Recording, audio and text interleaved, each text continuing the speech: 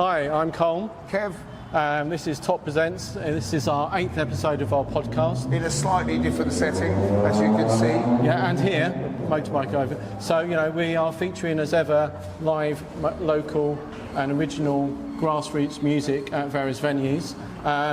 We've got Helena and Alix from Hissy and the Fits who are going to interview us today. They're going to ask us a few questions. We're going to be the guests. They're going to be fully in charge. We've got no idea what they've got planned for us. It's going to be a train of thought shop, so we'll be asking they'll be asking us interesting questions, and we will be answering interestingly. Yeah, we're going to do a little gig review at the start, and we'll end up by doing a few listings. There's not much in August, so we're going to take a little break in August. We're having a semi-holiday, aren't we? Yeah, and we're coming back strong in September with gigs at Bunker 11 and Audio Active and wherever else we can. And a few other places. Wherever else we can get. So we're on our way up to Train of Thought Record Shop, Kev's place, which is where it all started. Where it all started. And it's a spin-off of that, which is TOT Presents. Nothing to do with TOT TV, which is something completely different. We're barred from that. So we're heading into what used to be called the Emporium. It's now Train of Thought Record Shop. Records and books, CDs, T-shirts. And many other ephemera. Welcome to TOT Presents, and this month we've just got one gig to review, which is at what was the Charles Dickens. Charles Dickens, soon to be Bunker 11. It's now Bunker 11. It's now branded up. Website's coming out. Signage is coming up, so it's Bunker 11 with capital B, capital N, and 11 for the postcode. And the gig was a fundraising gig for this. For this, yeah. We raised £200. We had Matt Bonner opening. Last minute stand-in. He was on the last podcast. Last podcast. Followed by Drench. Drench. I love Drench. Classic rock, yeah. I would say. Classic rock, yeah, kind of blues mixed with bluesy punk. Classic rock, blues, yeah. And then Written in Red. Written in Red, as usual. Pretty impressive. We get better every time, I think, don't they, in terms of the vocals. Ridiculously young. Ridiculously young, yeah, mad stick work on the drums. And then we finished with Table Football, who played a week before, I think, roughly, at Worthing Festival. They played the festival, yeah. They were great, full of energy. The dancer danced all over our banner, which Kev points out was on the floor. On the floor, not on the wall, but he did. A lot of energy. There's footprints all over it. I mean, I should have got him to sign it. Very post-punk, 90s, late 70s, sort of loads of energy. So much potential. Even older than I am. So much potential for youngsters. Yeah. So that was a great gig. Good turnout. Probably about 50 people there. Something for like a hot Saturday night. It was Glastonbury weekend, wasn't it? Yeah. So that was really good. So this month's listings, we've got at the Factory Live, we've got Peter and the Test Tubes with support from local Dead Red Lips and Acid Attack, who are a Portsmouth-based old-school punk band. That's on July the 20th. Then on August the 7th, Factory Live are hosting Souls of Mischief. And on August the 14th, they've got XTC's Terry Chambers. Yeah. I heard that was good last time. And the Cellar Arts, we've got Stone Jets playing live on August the 9th. And we have the next, the last of the summer Last of the summer wine. Last of the summer winos. It's the Punkish Noisish on Sunday, August the 17th. So that's pretty much it, because generally July and August are quite quiet for gigs, but we're coming back with full-on gig September, because that's when it all starts. At Bunker 11 and probably Audio Active, and Hammer Down will be back strong as well in September. Because summer is a bit of everyone's at festivals, etc., or on holiday. Is there a surf fest in August? There is a surf fest. Hey, come on. August Bank Holiday Surf Festival, which is one of the highlights of my year. End of August at the New Amsterdam, free to get in. Awesome. Unless you're me. Unless you're Helena, yes. No, I can't go in there. I'm sorry. It's free for you to get in. Yeah. Right. Yeah, it's free to get in. You're just not in there for very long. Yeah, in and out. Right. How did Train of Thought originate? Well, I was working in Brighton in a charity shop, and I just thought I'm going to move to Worthing and open a shop. I didn't really have an idea what I was going to do.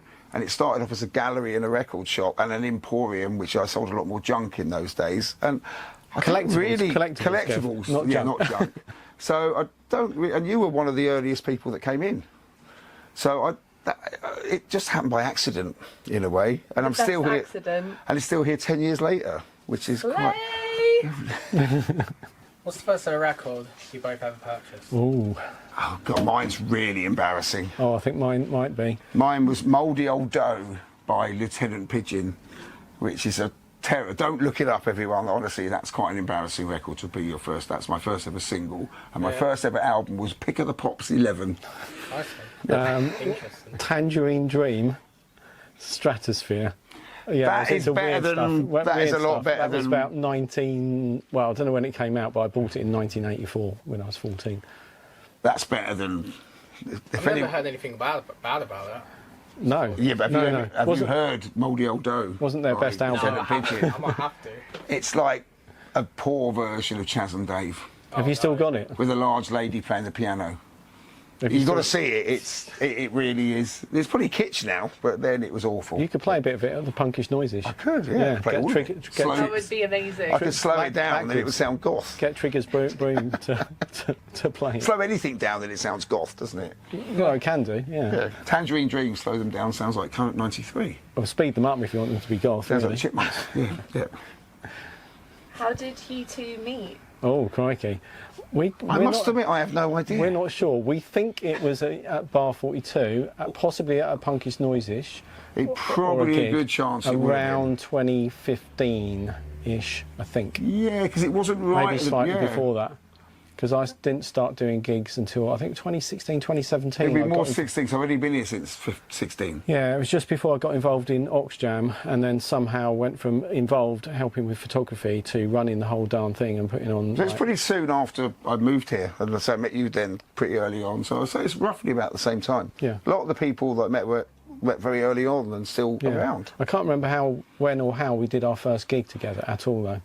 Got no idea. No idea.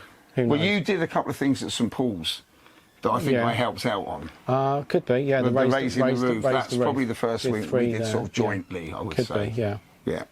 Who is a modern pop act that you would have to admit is good? Have to what? Admit that you like. Modern, like a guilty pleasure. Yes. I'd go Dua Lipa. I like Dua How about you, Lipa. Kev? Oh God, I'm going to really. I'm not even going to. I'm going to really struggle on that. I should. Because I make him listen to Dua Lipa all the time. Good. Yard Act. Okay. Okay. Even though I don't like them, I saw them live. They were terrible, but I like their records. I mean, is that a pop act? Come on, we're ready for any question. No, we're If not. we could go on Oh my a God. date with any female artist, Wow. or male artist, I'm not allowed to say Dua Lipa well, again. actually, any artist, is it Dua Lipa? Would it be? No, I'm feeling no, but really I put mean under from plan. like history. Oh, from history. well. A date. It depends what you mean by date, really. I'd just go with someone. What I do you wanted mean to talk shagging? It doesn't To be have honest, to don't be, you? it doesn't have to be a musical thing. It Oh. could be like film. Oh. Oh. Ooh. Wow. Now that's that, For me, they've really stretched it. peak Debbie Harry has got to be up there. I would say Debbie Harry, early Blondie. Probably, yeah, that's probably my favourite. I'd maybe go Susie from Susie and the Banshees, or scary. if I was going music. That is music. I like being scared. Or Beatrice Dahl, actress. Probably Beatrice Dahl, the most beautiful woman in the world. Yeah. You know Beatrice Dahl? What about someone from Betty Blue. She was in Midsommar? Betty Yeah. Blue. Betty Blue, yeah. She was, yes, yeah.